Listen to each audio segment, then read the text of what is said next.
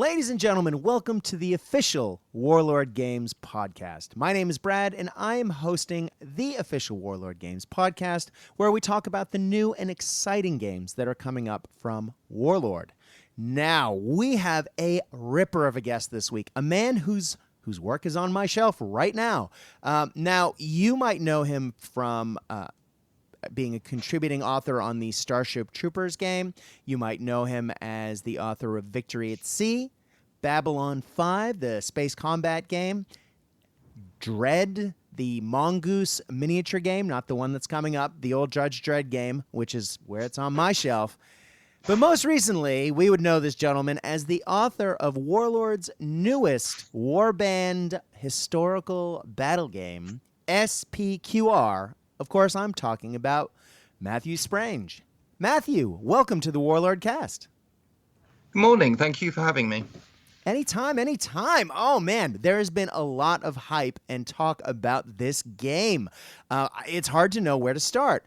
Now, SPQR has just come out, and it is out in stores. It is out in the Warlord store right now, and I know it is hitting shores as far as the post goes in Australia, so it's everywhere. Why don't you give us a taste of what people can find when they open the book? Well, in a nutshell, it's set in the ancient world around the Greek and Roman times. People build up small war bands. This is a game about the battles you don't hear in the history books. So it concentrates on the border raiding and taking of cattle, building up your war bands and your heroes to try and forge your way through history. Nice. So this is almost like an anti-hero hammer, if you will. It's not the big heroic battles with the massive, figures in history. It's the other guys, the guys who are off defending, pillaging, raiding, doing all of the smaller conflicts that, over time build up experience and have a story and narrative of their own. That's right. It concentrates on forces of perhaps a dozen to 40 or 50 models if you want to go for the big hordes. Nice. So that was my next question. So if we put this on a tabletop, just to give people an initial scale of how big we're talking, how big a table, and just give us a taste of, say, maybe some of the smaller armies and some of the larger warbands. Throughout the book, we assume a 4x4 table, but because of the way the deployment zones go, you can go bigger or larger. We do make reference to someone using a 2x2 table in the rule book. That will be a very intense game. You can scale up larger to 6x4 once you get more experienced and larger war bands. As for the sizes, it's fairly obvious. Roman forces tend to be quite small. The Celtic tribes tend to be quite large. We also get forces kind of in the middle, like Persian forces have a very wide range of units, so you can concentrate on the force based around, say, the elite immortals, or concentrate on levies and have a huge force, or a mix of the two. So it's you got a good spread there. Nice. And you get a total, there are 10 separate army lists that you can build from for this that really do span quite a wide breadth of that sort of ancient world at the time. Do you want to talk us through some of your favorites and sort of talk us through them? Sure. We started off with the three main Greek city-states, Athens, Thebes, and Sparta. What we're trying to do there was make sure they all felt different. So Thebes isn't just a variation on Athens with the odd new unit. We actually make it feel different to play on the battlefield. From the Greek side of things, which covers obviously Persia as well, we move into Caesar's legions and Imperial Rome, which are always a favorite of mine. And so iconic too. Indeed, especially for Warlord. Oh, yeah. There are one or two Imperial Roman models in their range. Yes. Yeah, as I said, with the Greek city-states, trying to get them feeling different, we did the same thing with the Celts as well. So you've got the choice of the Britons and the Gauls, but also Iberia and not technically Celts, but Germania as well. So the challenge there was making them feel different. So it's not just a horde of barbarians. These ones got spiky hairs. These ones got a few druids with them. But actually getting them to feel different in play. Nice.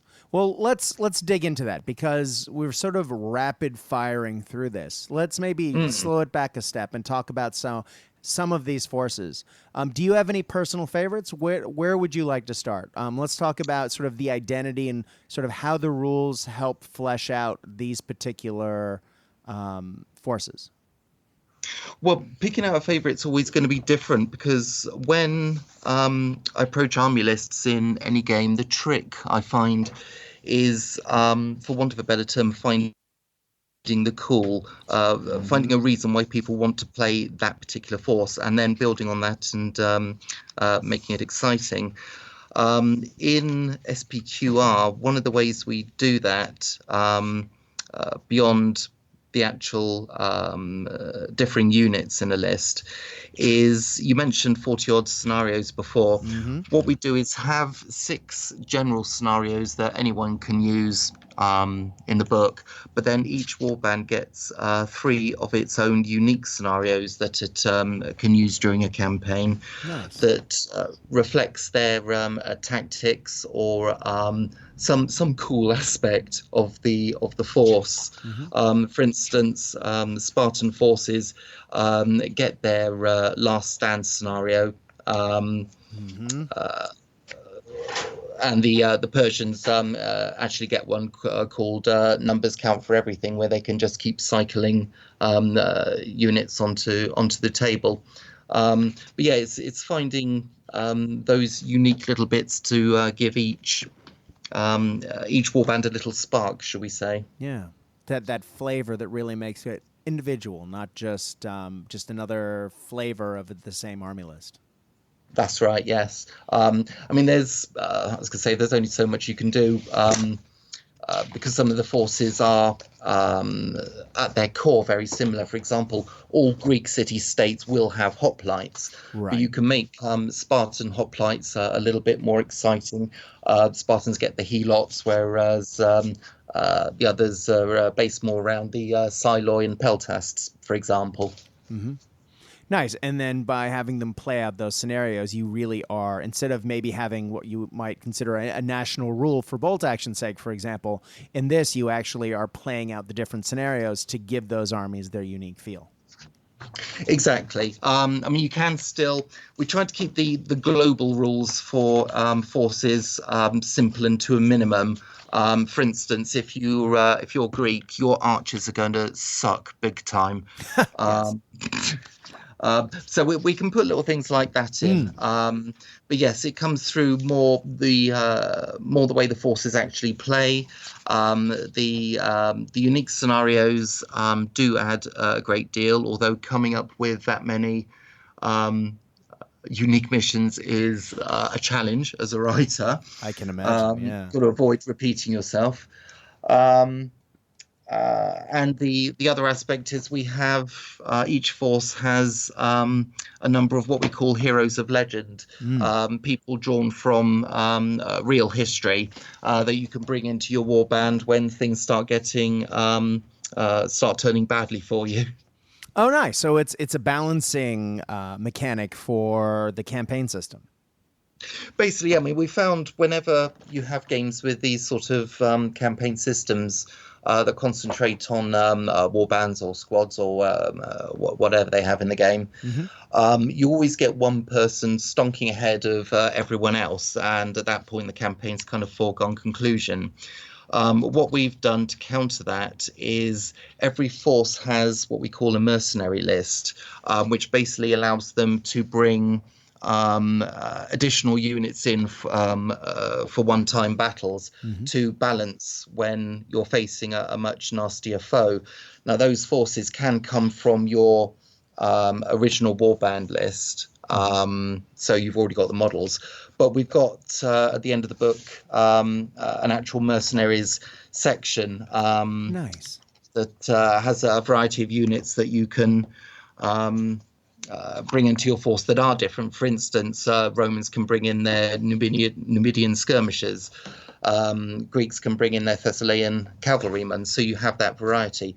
But layered on top of that, treated in the same way, you've got the heroes of legend. So if you're playing Macedonia and the Persians have been giving you a right kicking, next battle bring the young Alexander along. He'll sort things out. Oh, wow. So we do really have those big heroes in this game as well, don't we? We do. And on that, in terms of inspiration, we kind of got a split in this game. So we'll look up a certain historical figure for a specific warband, and we'll look at the things they did in the larger battles, and we'll start thinking, well, can we use any of that through special rules to represent their effect on the wider world, but bring it down to the warband level. The other thing we did was look at popular culture, and maybe draw on that a little bit as well. For example, if you, I've just got it in front of me now, if you're Persian, you can bring along Artemisia, who is Ava Green all over. Special rule emasculator. Every male hero within 12 inches, friend or foe, gives her a bonus melee dice, and they lose them. Again, friend or foe. Oh, man. Because she's straight out of the second 300 movie. Yes, the Superior movie. Yes. Oh, absolutely. That is a fantastic movie. Although if you take Ava Green out, I don't know if it stays the Superior movie. That's people can argue about that one. Yeah, but I mean, it value adds to the first as well. Oh, yes. And that was the theme writing this book. Hitting the history books in a big way and scouring the internet for any little tidbits I could add to the both the heroes and the actual forces. But while writing it, I also had the likes of 300 and the Spartacus TV series on as well. So it's got that kind of feel to it. It's a fun game, not a completely historical serious game. Yeah, that's fantastic. I love the mix of the two, because on one hand, if you really do want to represent something in history, you can, but also if you really want to get those cinematic moments from your favorite movie or television show, you can get that on the table as well. Just sounds like fun. Absolutely. I mean, we stuck all the rules in so you can leap between buildings or fall between them. So yeah, we're not trying to honk off the deeply historical crowd. There's still going to be plenty in there for them, but at the same time, we wanted to put at least a cinematic twist on it. Well, while we're talking about cinematics, I guess we can't go far. I mean, I know you've mentioned the campaign system for this game, but I think that is really one of the key features of this game, that it isn't just a one-off skirmish game, that over time, it really does build up in a big way. And you really do get an individual flavor when you are putting these battles on the tabletop with your friends that really builds that narrative, helps to bring the cinematics on the tabletop to life. Well, that's one of the things I wanted to aim at. You can do one-off battles, and we've provided the guidelines to do that, but it is all really based around the campaign. But we made sure with both the rules and the forces sizes that once you've got the rules down, a game will take perhaps 20 to 40 minutes to get through. So if you've got a bunch of guys together, you can play through a large part of a campaign in one evening, or do the whole thing over a weekend, and it gives you a chance to actually see your heroes develop as they acquire new talents and special abilities. Yeah. throughout the course of a single evening. You're not just hanging around waiting for grinding away 4 more battles and I can get that the new thing. You will see it, as I say, over the course of an evening. Your warband will be noticeably better at the end of it.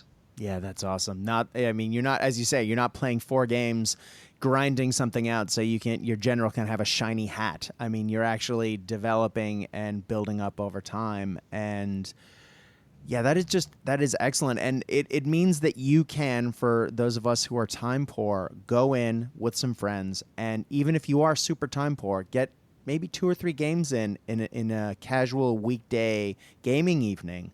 Let alone if you can actually get a full day or weekend like you're describing. Well, that's it. I mean, if you're playing many other miniatures games through a campaign, you're doing 1 game in a club evening. Mm-hmm. But we wanted to kick that up a gear. That's awesome. And given that it is wargaming in the ancient world, quite a few people will have models for this already. Of course, Warlord is selling some beautiful models to go along with it, but it's one of those things. You go to a club and people already are pulling their ancients out. If there's time between games, even, you can play a quick one off of this, or you can talk a mate into playing a couple of those and build up your forces over time. Indeed, and if you've put your existing models on, if you've multi-based them, mm-hmm. You can still use them in the game. We've included rules to handle that as well. Brilliant. I was going to ask how that was handled. How does that disadvantage people a lot? Or, I mean, is it just a standard part of the game, or is that something that requires a fair bit of adaptation?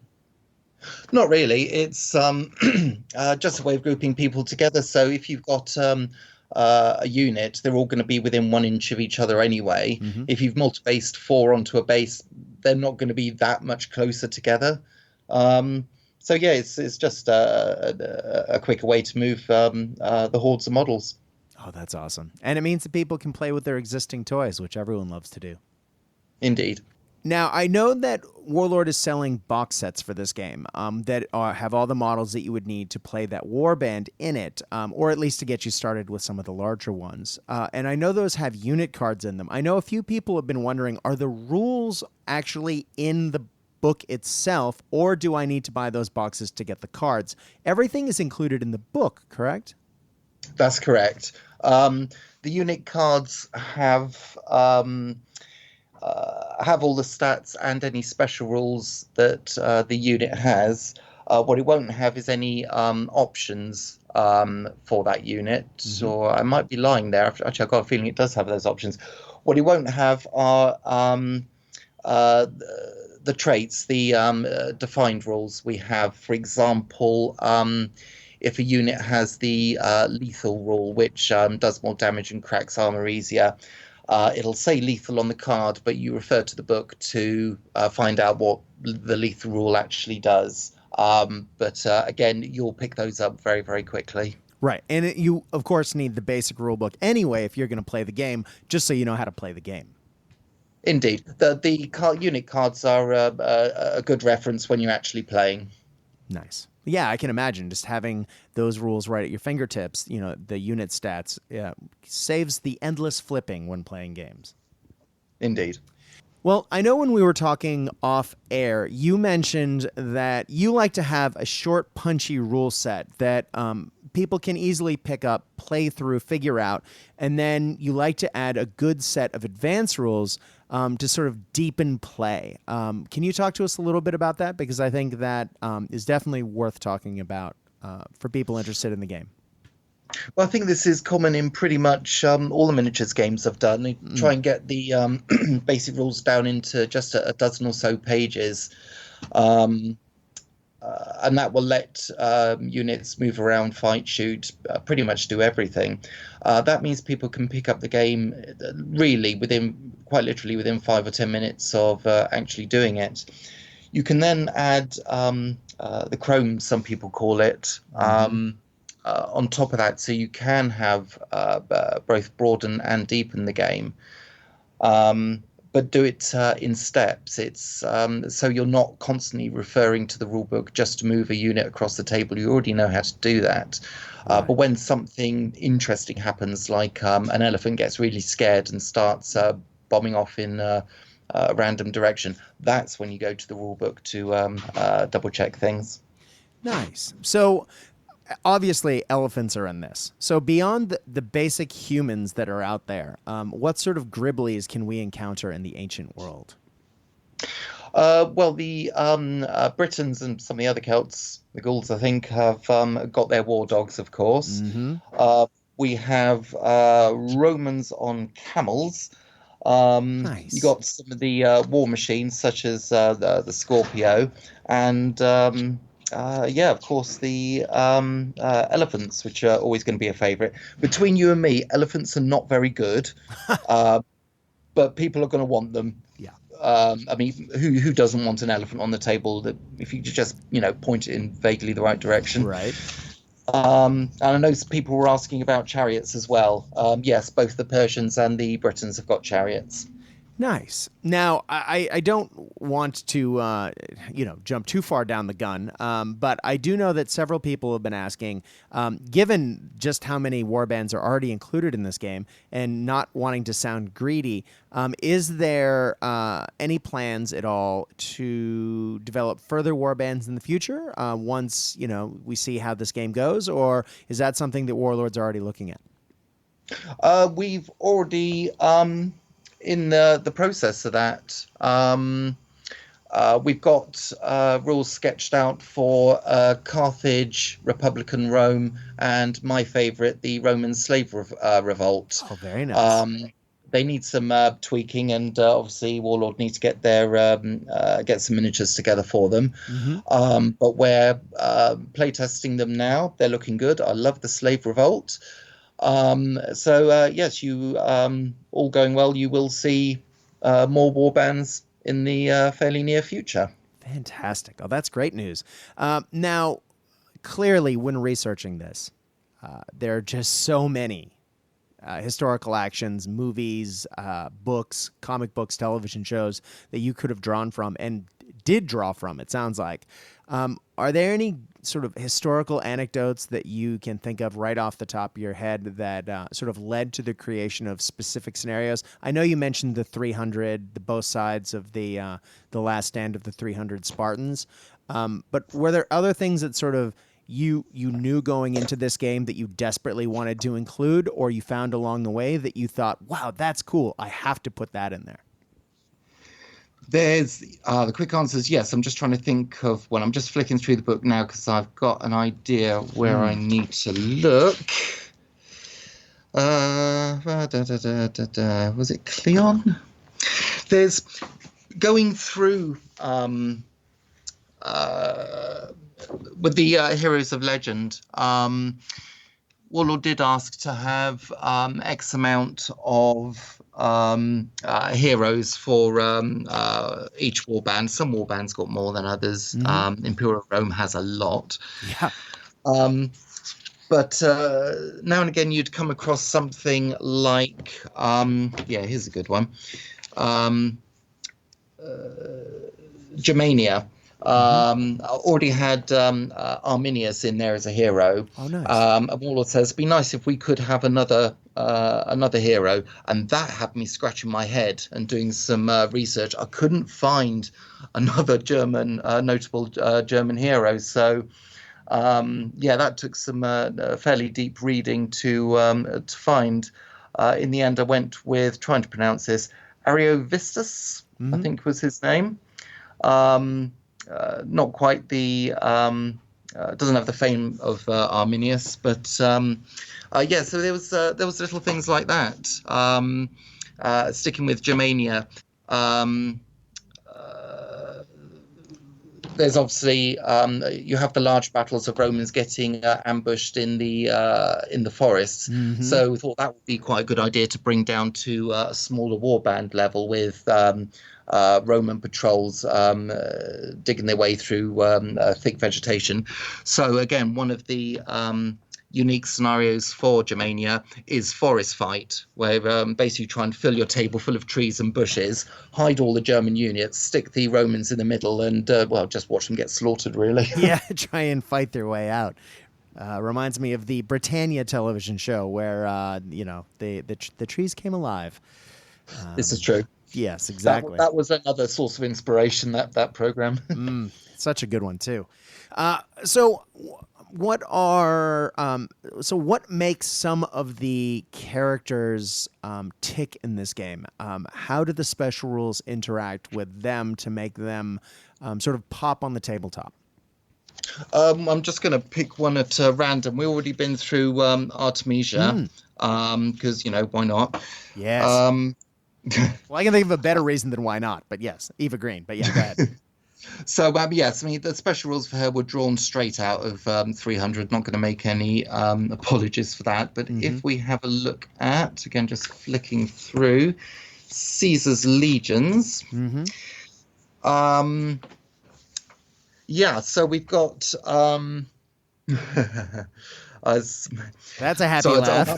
I'm just looking at Mark Antony now that I drew from the Rome TV series, and I can't tell you what his special ability is because it's a direct quote from Rome and it's not PG rated. But basically, in the Rome series, he always carried the loyalty of the men below him.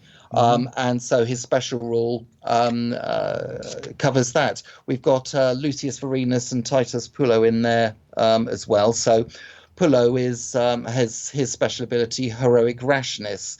If he's fighting an enemy unit, his men start running, he's going to stick around or do something really quite stupid. Varenus, on the other hand, has a special ability, duty is all. And he serves as an anchor for other legionaries. So it's split between the popular culture aspects of these heroes and the deeper history. All depends what's more fun, really. Nice. Now, as you said, this is a scenario-based game, and we have the characters, we have the units, they're on the tabletop. Is this a turn? How does the turn work for this game? Right. We have the dice of fate that both players roll right at the start of each turn. Whoever wins that roll gets to pick whether they go first or second in that turn. Nice. And there's various ways to influence those dice. Generally through certain heroes have talents or special abilities that allow you to re-roll or pick numbers or just simply flat out choose what it's going to be. What this means is you don't have the constant switching of turns. So you move all your take all the actions with your force, then your opponent does the same. You might find that if you choose to go first in a turn, your opponent then moves his warband. Come the next turn, he might get that. He might be able to choose to have the first turn that time. So he's effectively getting 2 turns in a row, and you've got to be able to guard against that. Yeah. It kind of represents a force either stealing the initiative or gaining a march on the enemy forces. But the important thing to remember with that system is that it's not entirely random. The key thing is to remember is if you win that roll, you're not necessarily getting to go first in that turn. You're getting the choice to, and it's quite valuable at times to let your opponent go first. Not least because if you do that, he cannot double turn you in the next turn. Nice. Whereas you have a base 50-50 chance that you will be able to double turn. Now, that might not be worth much in the first couple of turns of the game where you're just moving into position. It could be a game winner right at the end. Nice. And I like how, as you say, it's not random. There is strategy involved, and you actually have to do some thinking and consider it, because it can have big consequences on the tabletop if you don't. Exactly. I mean, we've got at the start of the rule book about half a page box text that explains why this isn't strictly random, how it can be manipulated, how it can be, in a sense, predicted. Oh, that's fantastic. So you're giving people sort of the knowledge on how to work that into the tactics of the game right away, so they're not just automatically thinking, wait a minute, this is random. Well, that's it. I mean, we don't generally do that. I prefer to bury things in the rules that players can get to grips with and learn for themselves. But I knew that one could possibly be contentious, so it was worth a box text to explain. Yeah, nice. Were there other box texts or a little text box that you included throughout the text to represent other things that you wanted to highlight, or did you use that for sort of neat little anecdotes? In general, we kept them for I'm just looking at some at the moment. Normally examples, but for example, we got one that covers WYSIWYG in games and how seriously you should take it. Basically, we go on the gentleman's side of it. It's okay if you've got a couple of spearmen in your band of swordsmen, but don't have 20 of them and call them swords. A real gentleman wouldn't do that. Right. And I mean, again, that comes back to you guys providing for players the opportunity to use the models they may already have, the forces they may already have, or the flexibility if they're playing a campaign with their friends. Well, I wouldn't regard that one as a rule per se. It's more of it's how you should approach all miniatures games, really. Yeah, great. But the golden rule is your opponent should be able to look at your force and know what you've got without having to see your army list. That's the baseline we take. Nice. Right on. Well, let's get back to the turn then. So you've talked about the dice of fate, and so how else does the play then sort of occur over the course of a turn? Well, we tried to keep things very quick because the target was getting games done within 20 to 40 minutes. Right. So basically, each unit has 2 actions, which can be move, shoot, melee, or what we call a special action, which is a catch-all we use for special abilities and special rules. But you can do those in any combination. So if you want to run a unit across the battlefield, you take 2 move actions. If you want to get your archers into position, move, then shoot. If you just want to pound the enemy, 2 shoot actions, and so on. And that is basically it. You select one unit, decide which actions it's going to do those, then move on to the next unit. It is a very, very fast system. Well, it sounds like the turns are very short and punchy. With that in mind, how many turns do you have in a game, or does it depend? Is it mission dependent? It is mission dependent.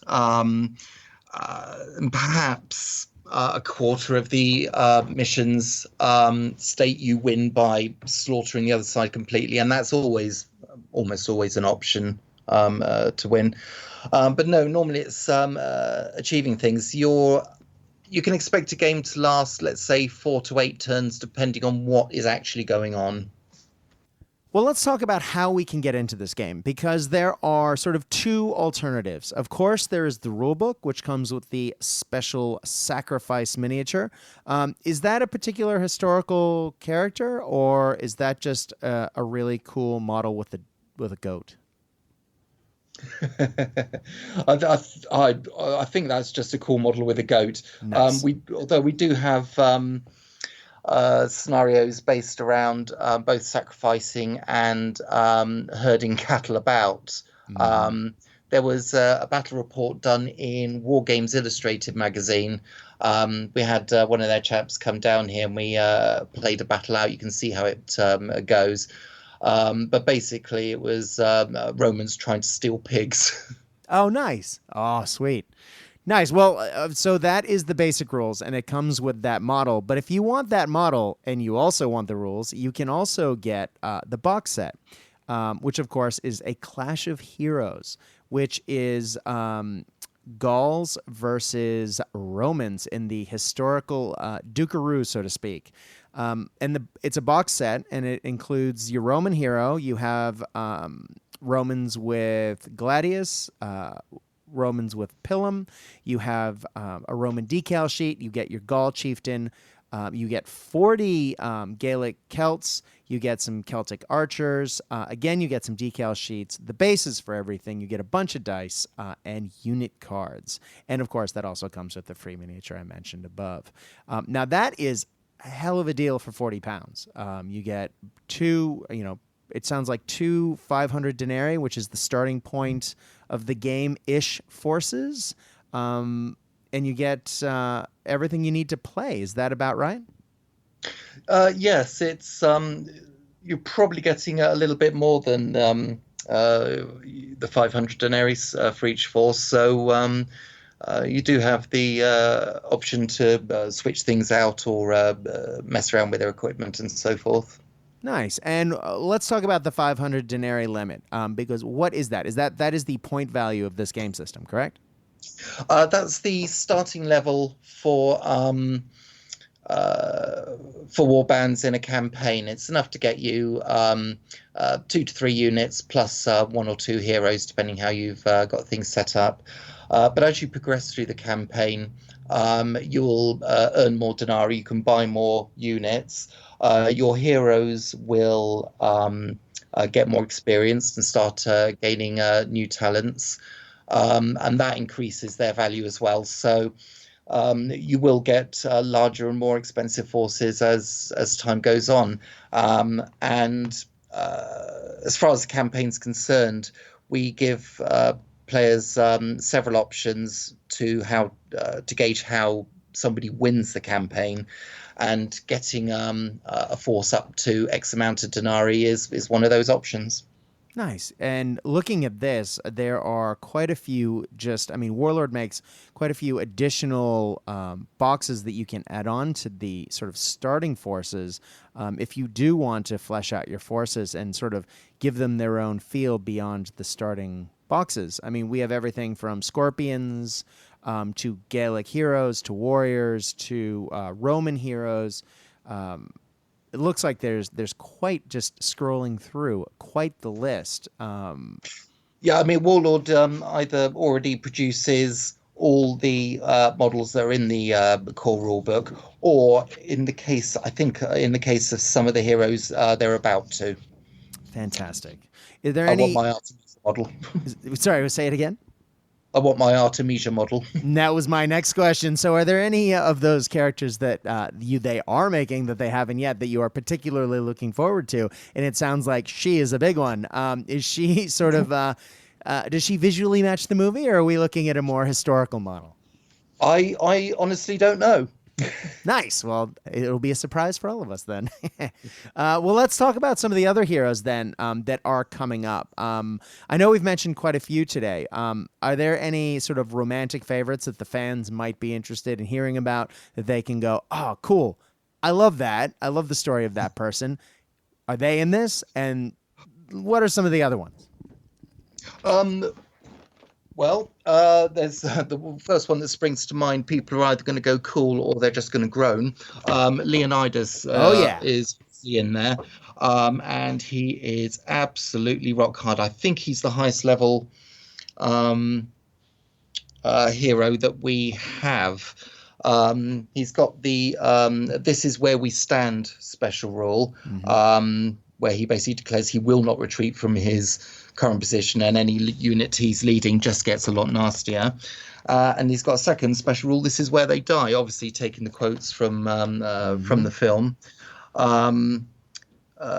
which will allow his every Spartan hoplite near him to pretty much crack any armor that they're facing, no matter what the enemy's wearing. Mm-hmm.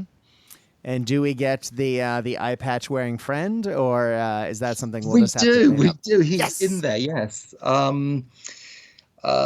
Basically, he's got the. We followed a more historical line for him. I'm just going to try and pronounce it. Yes, which is why I let you Aristodemus? do it. Yes, exactly. Thank you. Go ahead. So yeah, we did less than 300 there, and more of the real guy who had to leave Thermopylae because he got an eye infection. I'm probably understating that somewhat. Yes. But his special rule is redemption. He becomes suicidally reckless on the tabletop Nice. as he tries to regain his honor. Now, what do we see in some of the other bands? Are there what do the Gauls get, for example? Gauls, I'm just flicking to those now. We got Vercingetorix in there. I was obviously seriously tempted to do Asterix, but sanity prevailed instead. So yeah, we got Vercingetorix, and also got to try and pronounce this one as Lucterius. Nice. One of Vercingetorix's lieutenants, shall we say. So what rules do they have on the tabletop that sort of gives them the flavor? Well, again, Lucterius went to shall we say, proper history for both of these. Lucterius gets a guerrilla fighter rule, which basically allows him to redeploy a whole bunch of his warband, so long as they can be placed within or behind cover. So you get the feeling of fighting superior Roman forces, but in a Gaelic way. Nice.